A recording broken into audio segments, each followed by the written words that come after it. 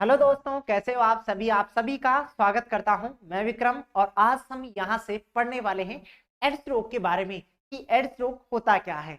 और इससे बहुत सी कॉम्पिटिटिव एग्जाम में बहुत बार आपको क्वेश्चन पूछे जाते हैं। तो आज ऐसी सारी बातों के बारे में हम चर्चा करेंगे कि यहाँ से किस प्रकार के हमें क्वेश्चन पूछे जाते हैं और हम किस प्रकार से इसके मैटर को यहाँ से पढ़ने वाले हैं। चलिए दोस्तों, तो सबसे पहले शुरुआत करते हैं हम यहाँ से। एड्स जो रोग होता है, ये रोग की कैटेगरी में तो रखा गया है, रोग है तभी तो रखा गया है। सबसे पहले तो बारे में जानते हैं कि डिजीज यानी कि रोग होता क्या है। किसी भी ये जो रोग या डिजीज जो शब्द होता है, इस रोग का मतलब होता है रुकावट। क्या होता है? रुकावट।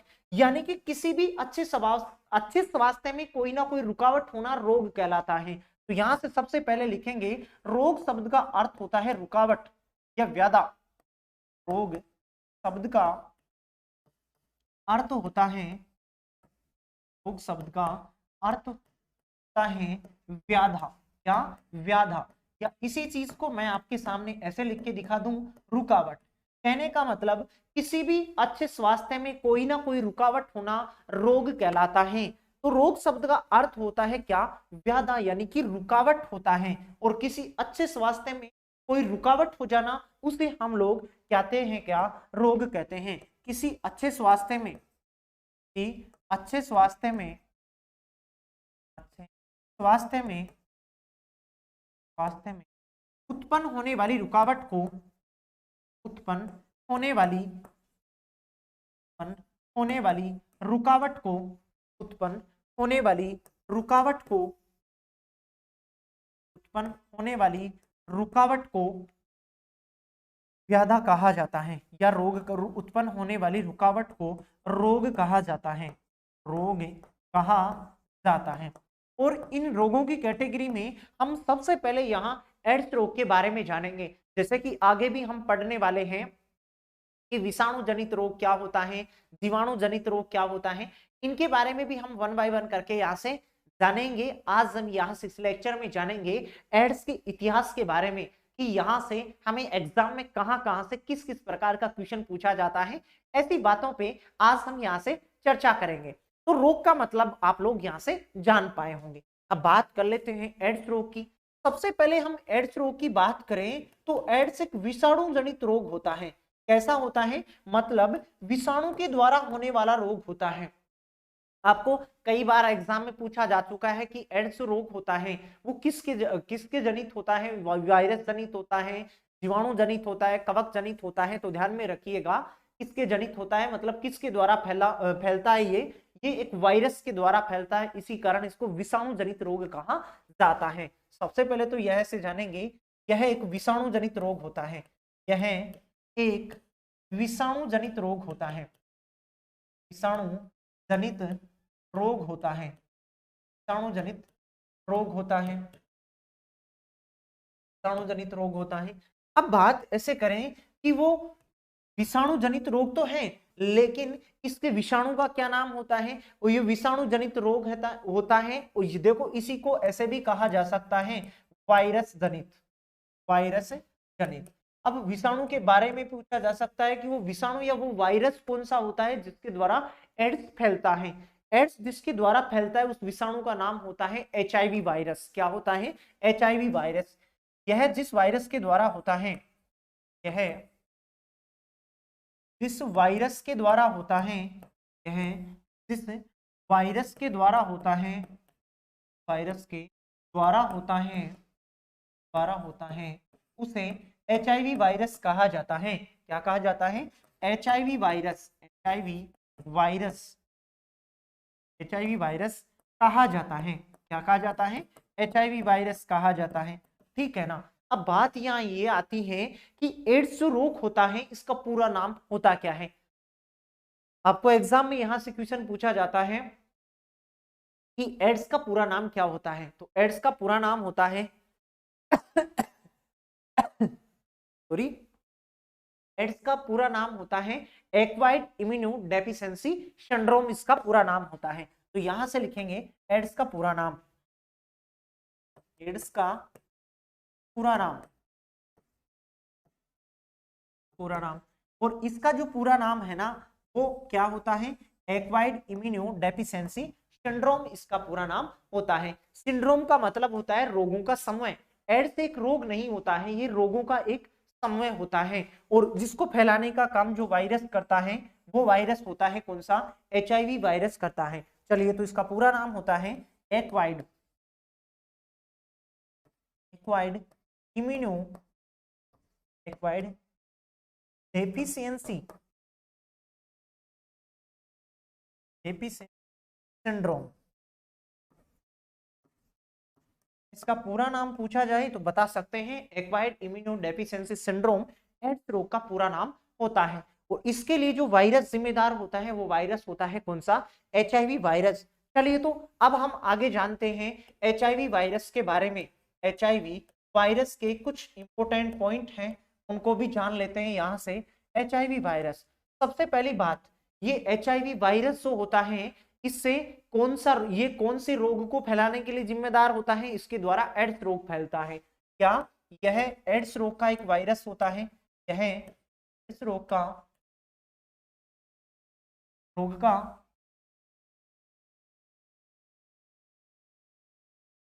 एड्स रोग का वायरस होता है। एड्स रोग का वायरस होता है, पहली इंपॉर्टेंट पॉइंट तो इसका ये हो। दूसरी, आगे यदि हम बात करें तो इसका जो HIV जो वायरस है, इसका पूरा नाम, एड्स का और HIV दोनों का पूरा नाम हमें एग्जाम में पूछा जाता है। तो एड्स का मैंने आपको पूरा नाम बताया, एक्वायर्ड इम्यूनो डेफिशिएंसी सिंड्रोम। जबकि बात करें किसकी, HIV की बात करें हम यहाँ, तो HIV का पूरा नाम होता है human immuno deficiency virus. Human immuno deficiency virus इसका पूरा नाम होता है। किसका, HIV का पूरा नाम होता है ह्यूमन इम्यूनो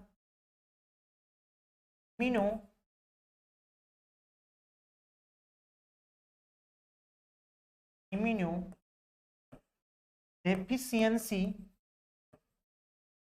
वायरस, ये इसका पूरा नाम होता है। एड्स रोग का पूरा नाम पूछा जाए तो वो बता सकते हैं, और HIV का पूरा नाम पूछा जाए वो भी हम बता सकते हैं। इसकी आगे हम बात करते हैं यहाँ से।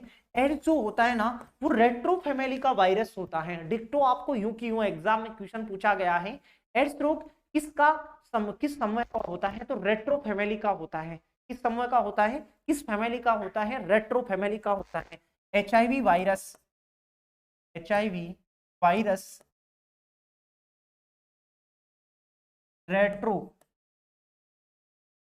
रेट्रो फैमिली का होता है।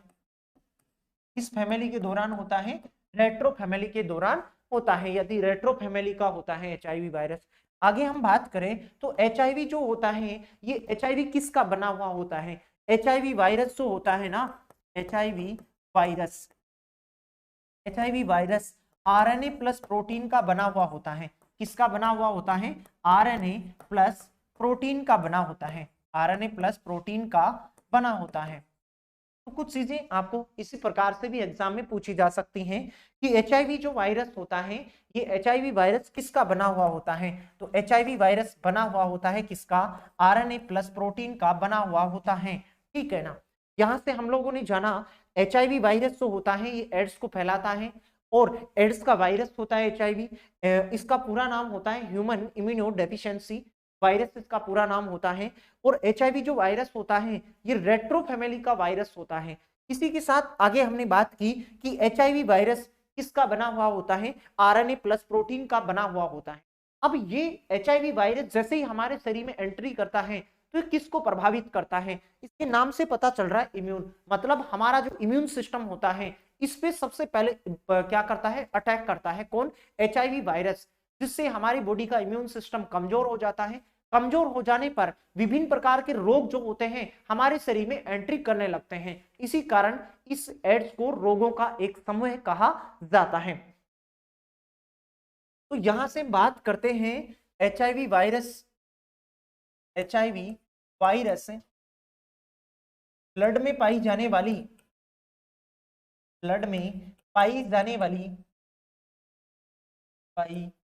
वाली WBC को नष्ट करता है। किसको नष्ट करता है, WBC को नष्ट करता है। WBC को नष्ट करता है। को नष्ट करता है, WBC को नष्ट करता है। अब देखो हमारी बॉडी में पाए जाने वाला जो ब्लड होता है, इस ब्लड में एक कोशिका पाई जाती है जिस कोशिका को हम लोग कहते हैं WBC, या हम कह सकते हैं व्हाइट ब्लड सेल उसे कहा जाता है। अब उसका काम होता है हमारे को रोगों से बचाने का कार्य होता है उसको। जब ये HIV वायरस हमारी बॉडी में एंट्री करता है तो इसका सबसे पहला काम होता है हमारी WBC को नष्ट करना, और WBC का काम होता है रोग प्रतिरोधक क्षमता को बनाए रखना, मजबूत करना। जब वो उसको WBC को खराब कर देगा, नष्ट कर देगा, तो रोग प्रतिरोधक क्षमता होगी नहीं। जब नहीं होगी तो हम विभिन्न प्रकार के रोग जो होते हैं वो हमारे शरीर में अपने लक्षण दिखाने लगते हैं।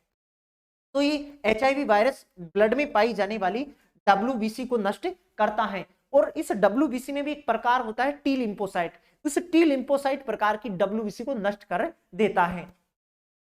यह वायरस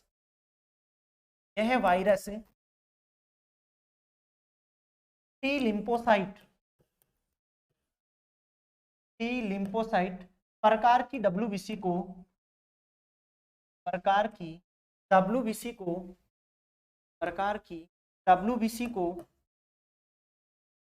नष्ट कर देता है, जिसके कारण रोग प्रतिरोधक क्षमता कम हो जाती है, जिसके कारण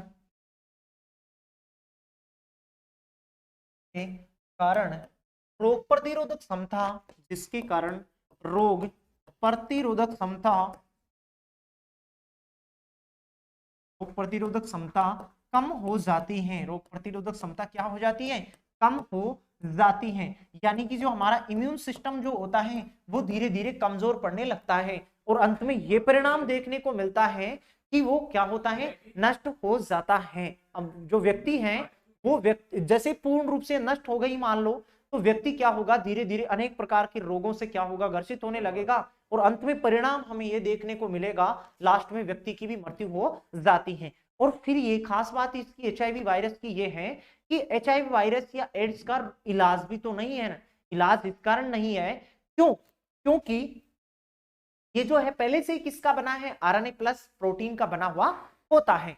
ठीक है, चलिए तो आगे हम बात करते हैं कि जब HIV वायरस का हमारी बॉडी में संक्रमण होता है तो कौन कौन सी ऐसी स्थिति होती है जहां हमारी बॉडी में HIV का वायरस एंट्री कर सकता है। HIV वायरस के संक्रमण के खतरे, संक्रमण किन कारणों से होता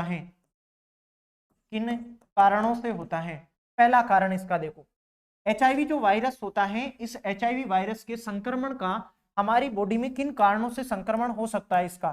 तो पहला इसका कारण तो ये होता है कि जब कोई भी ब्लड से संबंधित कहीं ना कहीं कोई ना कोई हो रहे, जैसे कि हम बात करें टेटू बनवाने की, जैसे कि कई बार लोग टेटू बनवाते हैं, टेटू बनवाने वाली जो मशीन होती है उसके आगे एक सिरिंज लगी रहती है, उस सिरिंज का संबंध कई बार ब्लड से हो जाता है, उसी सिरिंज का दूसरे व्यक्ति पर प्रयोग करते हैं, और यदि वो ब्लड के संपर्क में आ गई तो वह दो रोग उससे उस टेटू बनाने वाली सिरिंज से देखने को मिलते हैं। एक तो एड्स रोग होता है और एक होता है हेपेटाइटिस रोग होता है।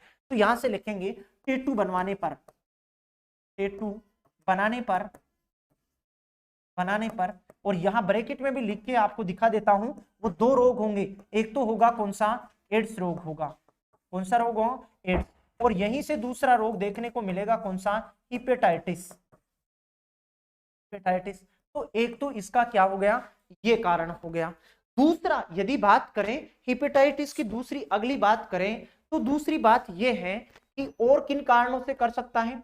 असुरक्षित यौन संबंधों के द्वारा भी हो सकता है, जब हम निरोध वगैरह का प्रयोग नहीं करें। असुरक्षित यौन संबंधों के द्वारा, असुरक्षित यौन संबंध के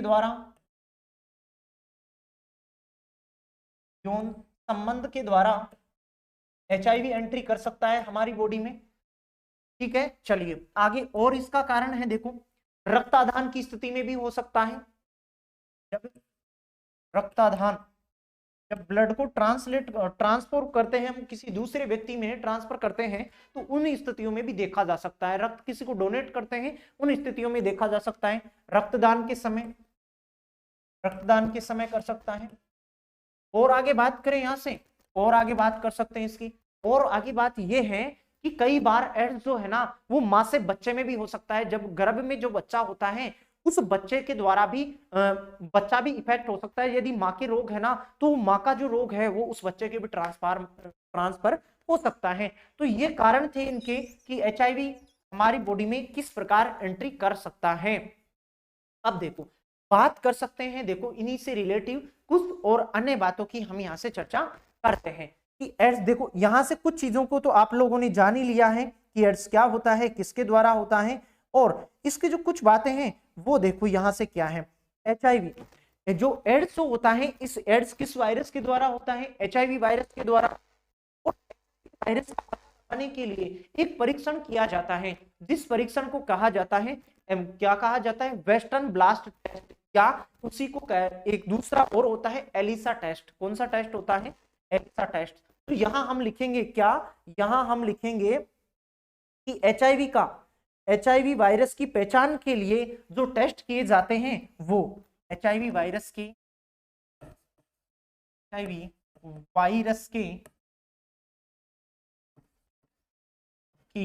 पहचान के लिए जो टेस्ट किए जाते हैं, पहचान के लिए जो टेस्ट किए जाते हैं, तो टेस्ट किए जाते हैं,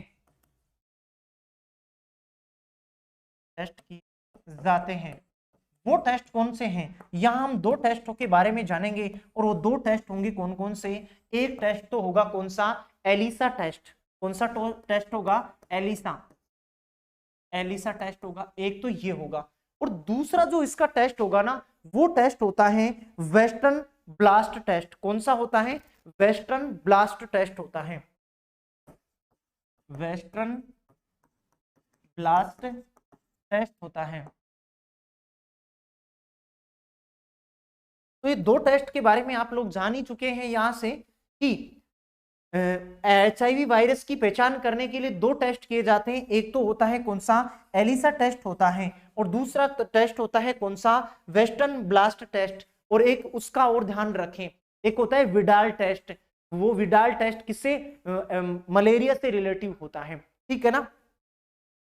तो एलिसा और वेस्टर्न ब्लास्ट टेस्ट, एलिसा और वेस्टर्न ब्लास्ट दो ऐसे टेस्ट हैं जिसके द्वारा हमारी बॉडी में जो प्रवेश किया गया जो एचआईवी होता है उसकी हम वहां से पहचान कर सकते हैं। इस प्रकार दोस्तों यहां से एग्जाम में किस प्रकार के आपको एग्जाम में क्वेश्चन पूछे जाते हैं, और डिफेंस में ध्यान में रखिएगा रोगों से 101% एक क्वेश्चन आने ही वाला है, और वो भी छोटा सा आपको पूछा जाता है कि कौन सा वायरस जनित है, कौन सा जीवाणु जनित है, कुछ छोटे छोटे से क्वेश्चन करते हैं। अब बात कर लेते हैं हम यहाँ से कि हमें एग्जाम में एड्स रोग से रिलेटिव क्वेश्चन किस प्रकार से पूछे जाते हैं, उन क्वेश्चनों पर हम यहाँ से चर्चा कर लेते हैं। चलिए तो दोस्तों सबसे पहला जो क्वेश्चन है आपके सामने ये है, आपको पूछा गया है यहाँ से कि निम्न में से कौन सा विषाणु जनित रोग है। विषाणु जनित रोग के बारे में बताना था तो आप लोग यहाँ से जान चुके हैं। मैंने आपको सबसे पहले बताया था यहाँ से एड्स जो रोग होता है, ये एड्स एक वायरस या विषाणु जनित रोग होता है।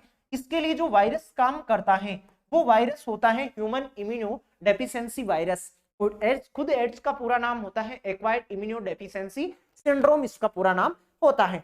चलिए भारतीय जवानों, एक और आपके सामने क्वेश्चन आ चुका है, और वो क्वेश्चन ये है एड्स का विषाणु शरीर में खालिस्तान को नष्ट करता है, किसको नष्ट करता है? प्रतिरक्षा तंत्र, लाल रक्त कणिकाएं, या परिसंचरण तंत्र, या यकृत को? हमारा जो इम्यून सिस्टम होता है, प्रतिरक्षा जो तंत्र होता है, इस प्रतिरक्षा तंत्र को बनाने का काम कौन करती है? WBC। इस एड्स के वायरस का टारगेट सबसे पहले आक्रमण करने का होता है किस पर? WBC पर अटैक करने का होता है। जैसे ही WBC को पूर्ण रूप से नष्ट कर देता है या उसको धीरे धीरे कमजोर डालने लगता है, वैसे वैसे हमारे शरीर में अनेक प्रकार के रोगों के लक्षण भी देखने को मिलते हैं। चलिए भारतीय जवानों, एक और बेहतरीन क्वेश्चन की तरफ हम बढ़ते हैं यहाँ से। चलिए तो खालिस्तानी एक यौन संचारित जानलेवा बीमारी है। खालिस्तान एक यौन संचारित मतलब असुरक्षित यौन संबंधों के द्वारा निम्नलिखित में से कौन सा जानलेवा बीमारी देखने को मिलती है? तो वो होती है कौन सी? अभी हमने जाना है यहाँ से, वो कौन सी होती है? एड्स रोग, जो असुरक्षित यौन संबंधों के द्वारा एचआईवी का ट्रांसफर होता है। एक मलेरिया, पीलिया, टाइफाइड, और ध्यान में रखिएगा पीलिया, पीलिया जो होता है ना वो सबसे ज्यादा प्रभावित करता है किसको, यकृत को प्रभावित करता है। चलिए इसी प्रकार आगे बढ़ते हैं। अगला प्रश्न था हमारा यहाँ से, एड्स किससे होता है, छोटा सा क्वेश्चन आपको पूछा गया था, एड्स किसके द्वारा होता है, विषाणु के द्वारा होता है। विषाणु या वायरस लिखा जा सकता है, और यदि उस वायरस के नाम के बारे में भी यदि आपको एग्जाम में पूछा जाए ना, वो भी आप लोग बता सकते हैं कि वो वायरस कौन सा होता है जिसके द्वारा एड्स रोग देखने को मिलता है। तो वायरस होता है कौन सा, HIV वायरस होता है। कौन सा वायरस होता है, HIV वायरस होता है। चलिए दोस्तों आगे बढ़ते हैं। अगला प्रश्न है हमारा एलिसा टेस्ट। अभी हमने जाना कि एलिसा जो टेस्ट होता है वो किसके लिए किया जाता है, HIV के परीक्षण के लिए किया जाता है। एलिसा टेस्ट खालिस्तान के कारण होने वाले एक्वायर्ड इम्यूनोडेफिशिएंसी सिंड्रोम के निदान के लिए किया जाता है। तो ये क्वेश्चन भी हमें कह रखा है कि एक्वायर्ड इम्यूनोडेफिशिएंसी सिंड्रोम के निदान के लिए किया जाता है, तो उसके बारे में बताना था कि एड्स की जांच के लिए करते हैं। क्यों, क्योंकि उसके लिए जो प्रेजेंट जो वायरस होता है वो वायरस होता है कौन सा, HIV वायरस काम करता है। तो उस HIV के परीक्षण के लिए हम कौन सा टेस्ट आजमाते हैं, एलिसा टेस्ट, और इसके साथ दूसरे टेस्ट का नाम और मैं आपको बताया था, वेस्टर्न ब्लास्ट टेस्ट। चलिए आगे बढ़ते हैं। इसी प्रकार एक प्यारा सा क्वेश्चन आपके सामने और है, और यदि इस सेशन में शुरुआत से मेरे साथ कंटिन्यू होके बन पा रहे होंगे तो जान पा रहे होंगे कि क्वेश्चन में हमें पूछा गया क्या है और हमें कौन से ऑप्शन को यहाँ से टिक करना होगा। चलिए, एलिसा निम्नलिखित में से होता क्या है। अब देखो एलिसा के बारे में पूछा गया कि एलिसा होता क्या है, उसके बारे में पूछा गया है। जिस केंद्र में पहले एड्स का पता चलता है, एड्स का पता लगाने के लिए जांच, बिल्कुल यहाँ बी ऑप्शन देखो सही चीज लिखी गई है कि एड्स का पता लगाने के लिए जो जांच होती है उस जांच को हम कहते हैं क्या, एलिसा टेस्ट कहा जाता है। इस प्रकार दोस्तों जान पाए होंगे जो 6 नंबर का जो क्वेश्चन है उसका सही जवाब आप लोग यहां से भी अपना सही जवाब बताते। चलिए तो आगे बढ़ते हैं। इसी प्रकार निम्नलिखित में से कौन सा मनुष्य का विषाणु जनित रोग नहीं है, विषाणु जनित रोग कौन सा नहीं है उसके बारे में बताना था। यहां दिया गया है डेंगू दिया गया है, एड्स दिया गया है, इन्फ्लुएंजा दिया गया है और रिडर पेस्ट दिया गया है, ऐसी चीजें दी गई है। तो यहां से सही जवाब होगा रिडर पेस्ट। जो रिडर पेस्ट जो होता है ना वो जानवरों में देखने को मिलता है। ठीक है, चलिए इसी प्रकार आगे बढ़ते हैं। अगला प्रश्न था हमारा, निम्न में से कौन से एक विकल्प द्वारा HIV एक व्यक्ति से दूसरे व्यक्ति में प्रसारित नहीं होता है। ऐसा कौन सा कारण है जिसके द्वारा HIV एक व्यक्ति से दूसरे व्यक्ति में संचरित नहीं हो सकता है, उस कारण को हमें यहां से चुनना था। चलिए तो प्रश्न को पहले पढ़िएगा फिर इसका सही जवाब बताने का प्रयास कीजिएगा कि इसका सही जवाब क्या होने वाला है। चलिए तो जैसे कि हमें क्वेश्चन में पूछा गया है कि किन कारणों से HIV वायरस संचरित नहीं हो सकता है, तो आसान सा क्वेश्चन था, जवाब आप लोग बता ही सकते हैं। आगामी एग्जाम में भी कुछ इस प्रकार की बातें आपसे पूछी जा सकती हैं, और रोगों से तो एक क्वेश्चन आपको पूछा जाने वाला है। चलिए तो बताइएगा, देखिए इसका सही जवाब यहां से क्या होने वाला है।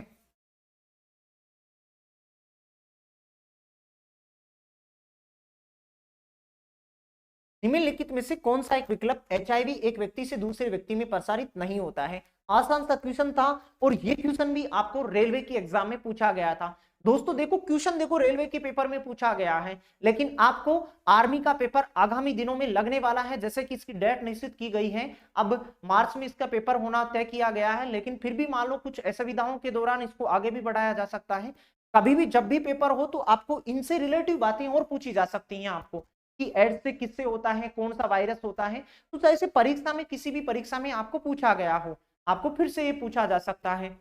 मच्छर के काटने से नहीं, मच्छर के काटने से HIV का कभी भी संचरित नहीं होता है, संचरण नहीं हो पाता है। बाकी स्तनपान कराने से भी हो सकता है, एक ही सुई का बहुत बार प्रयोग करने से भी हो सकता है, और असुरक्षित जो यौन संबंध होते हैं उनके द्वारा भी हो सकता है। तो ये बाकी ऑप्शन तो यहाँ से गलत थे। यहाँ से हमारा सही जवाब था नहीं के बारे में पूछा गया था, तो मच्छर के काटने से कभी भी HIV का ट्रांसफार्मर नहीं होता है। चलिए अगला प्रश्न पूछा गया था, विश्व एड्स दिवस हर साल कब मनाया जाता है। विश्व एड्स दिवस हर साल 1 दिसंबर को मनाया जाता है। कब मनाया जाता है, 1 दिसंबर को मनाया जाता है। सही जवाब हमारा यहाँ से ए, हमारा यहाँ से सही आंसर होता।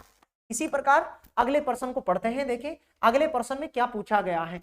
पश्चिम ब्लास्ट टेस्ट, अभी मैंने आपको बताया था ना वेस्टर्न ब्लास्ट टेस्ट, इसके लिए काम करता था, एचआईवी के जांच के लिए काम कर रहा था। उसी क्वेश्चन को आपको देखो इस प्रकार से पूछा गया है, तो ध्यान में रखिएगा, टॉपिक से रिलेटिव सारी बातों को जाने, वीडियो के एंड तक आप बने रहिए, जिससे कि टॉपिक से सारी चीजें मैं आपको प्रोवाइड करवा सकूं, जिससे हमें यह भी मालूम हो जाए कि जैसे हमने एड्स यहां से पढ़ा है, एड्स रोग, जिससे रिलेटिव हमें किस प्रकार से क्वेश्चन पूछे जाते हैं, ऐसी सारी बातों का हमें यहाँ से मालूम हो सके। चलिए, तो अब बता सकते थे किसका नैदांतिक परीक्षण है, तो एचआईवी का परीक्षण है, कौन सा, वेस्टर्न ब्लास्ट टेस्ट या पश्चिम ब्लास्ट टेस्ट, और एक दूसरा और होता है जिसको हम कहते हैं क्या, एलिसा टेस्ट कहते हैं। चलिए दोस्तों आगे बढ़ते हैं। इसी प्रकार अगला प्रश्न था हमारा, एचआईवी का पूरा नाम क्या होता है। एचआईवी का पूरा नाम पूछा गया था, ये देखो, ह्यूमन इम्यूनोडेफिशिएंसी विक्टोरिया, नहीं ये नहीं होगा, ह्यूमिनिटी नहीं होगा, ह्यूमन इम्यूनोडेफिशिएंसी वर्चुअल दिया गया है, और एक ऑप्शन में दिया गया है ह्यूमन इम्यूनोडेफिशिएंसी वायरस। बिल्कुल यहां से सही जवाब होने वाला है कौन सा, डी। यदि एचआईवी का पूछा जाए तो ह्यूमन इम्यूनोडेफिशिएंसी वायरस होगा, और यदि एड्स का पूरा नाम पूछा जाए तो एक्वायर्ड इम्यूनोडेफिशिएंसी सिंड्रोम पूरा नाम बताना होगा। चलिए, तो अगला प्रश्न था, यहां से देखो, एचआईवी एड्स से पीड़ित लोगों के लिए किसने वायरल लोड टेस्ट लॉन्च किया था। अब ये चर्चा में रहा था, पिछले जो पेपर लगे थे वहां से इस प्रकार का क्वेश्चन एक और पूछा गया था, तो वो था कौन, जेपी नड्डा था। कौन था, जेपी नड्डा था, ध्यान में रख सकते हैं इसको। चलिए, अगला प्रश्न था, एड्स का कारण क्या है। छोटा सा प्रश्न हमें पूछा गया था, विभिन्न प्रकार की एग्जाम में आपको पूछा गया है, और इस प्रकार का प्रश्न आपको, ऐसे मेरे को सन तो पता नहीं, लेकिन आर्मी की एग्जाम में भी पूछा गया है कि एड्स जो रोग होता है वो किसके कारण से होता है, वायरस के कारण होता है, और वो वायरस का नाम यदि पूछा जाए ना, उस वायरस का नाम भी बता सकते हो, कौन सा होता है, एचआईवी वायरस होता है। हमारा सही जवाब, प्यारा सा जवाब होता कौन सा, सी हमारा यहाँ से सही जवाब होता।